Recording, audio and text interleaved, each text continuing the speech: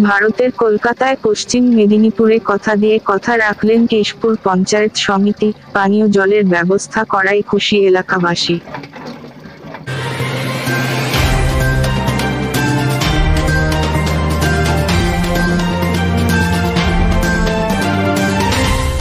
আঠাশে জুন শুক্রবার কলকাতার পশ্চিম মেদিনীপুরে পানীয় জল পেয়ে এলাকাবাসীরা খুশি।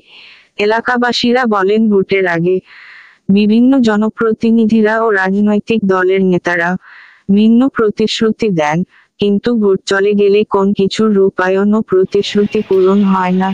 কিন্তু এ যেন এক অন্য চিত্র দেখা গেল পশ্চিম মেদিনীপুরের কেশপুরে। 2024 সালের লোকসভা নির্বাচনে প্রাক্কালে পশ্চিম মেদিনীপুর জেলার অন্তর্গত কেশপুর ব্লকের 15 নম্বর এনায়েতপুর গ্রাম পঞ্চায়েতের কাপাসটিকরি গ্রামের মানুষজন দীর্ঘদিন ধরে পানীয় জলের সমস্যায় ভুগছিলেন।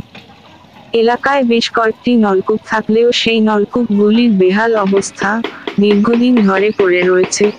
বারবার পঞ্চায়েত সমিতি ও প্রশাসনের দ্বারস্থ হয়েছেন গ্রামবাসীরা।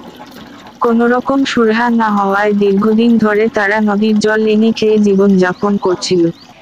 দীর্ঘদিন ধরে নদীর জল এনে খেয়ে তারা ব্যতিব্যস্ত হয়ে যাচ্ছিলেন। তাই ভোটের আগে হঠাৎ একদিন বিক্ষোভ দেখান গ্রামবাসীরা। সেই খবর সংবাদ মাধ্যমে প্রচারিত হওয়ায় নড়েচড়ে বসেন কেশপুর পঞ্চায়েত সমিতি। পঞ্চায়েত সমিতির সভাপতি চিত্তরঞ্জন বড়াই উদ্যোগ নিয়ে ব্লক প্রশাসনকে উক্ত এলাকায় পানীয় জলের ব্যবস্থা করার নির্দেশ দেন।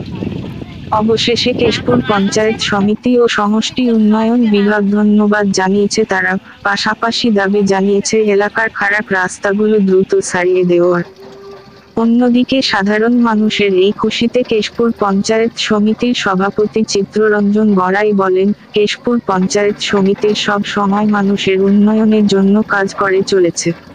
সাধারণ মানুষের পাশে থাকা এবং এলাকার উন্নয়ন করা আমাদের নৈতিক কর্তব্য দায়িত্ব। গ্রামবাসীরা আনন্দিত। গ্রামবাসীদের মধ্যে বন্দনা ভূঁইয়া ও সন্তোষী বাগ সকলকে ধন্যবাদ জানিয়েছেন। শম্পা দাস ও সমরেশ রায়, CNTV, কলকাতা।